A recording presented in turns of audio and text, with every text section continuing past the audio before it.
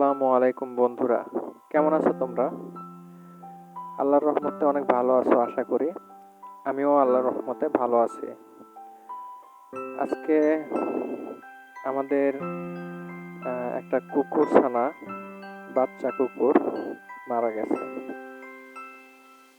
খুবই দুঃখজনক একটি বিষয়। তবে মায়ের ভালোবাসা কিন্তু একটুও কমেনি। যখন আজকে কুকুরটিকে মাটি দেওয়ার জন্য নিয়ে গেছিলাম বাড়ির পিছনে, তো সেখানে কুকুরছানার মাও দাঁড়িয়েছিল। সে কিন্তু তার সন্তানের কাছ থেকে পিছু হুটেনি।